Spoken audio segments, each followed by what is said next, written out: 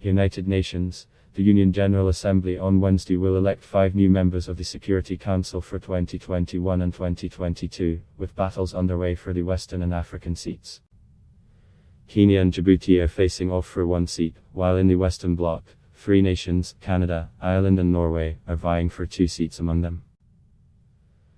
In the Asia-Pacific, India, which has been trying unsuccessfully to win a permanent seat in an expanded Security Council, is assured of a seat as it is running unopposed, as is Mexico in the Latin America and Caribbean region.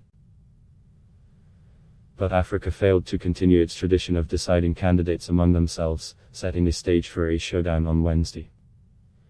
Kenya boasts of enjoying the support of the African Union, but Djibouti says it should have the seat due to Nairobi's past participation on the Security Council and the principle of rotation. French-speaking Djibouti and English-speaking Kenya are both highlighting their roles in seeking peace on the Horn of Africa, as well as their contributions to Union peacekeeping options. Kenya has pointed to its welcome to refugees from Somalia and South Sudan, as well as to its support to the 2 countries' fragile governments. Djibouti, in turn, notes its strategic location and unusual role as a defense base for diverse countries, France, the United States, China and Japan, as well as its contributions in Somalia. For Europe, the competition is more customary. Canada is still stung by a defeat in 2010 during its last bid for the Security Council, when the General Assembly chose Portugal instead. Prime Minister Justin Trudeau has invested heavily in the latest Security Council effort, with a defeat potentially causing him political embarrassment at home. Hoping to woo delegates, both Canada and Ireland have brought out superstar power. Celine Dion sang in New York City to promote Canada at the United Nations, while you also performed a concert in the Big Apple for Ireland.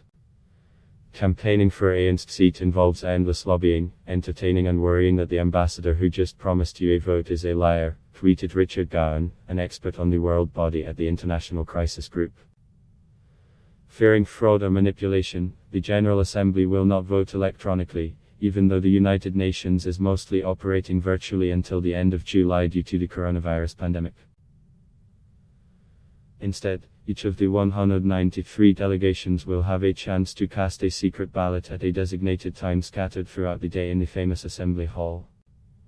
Each new Security Council member needs to win 2/3 of the votes cast, meaning 128 votes if all 193 nations vote. Delegates could have to vote multiple times to certify a winner.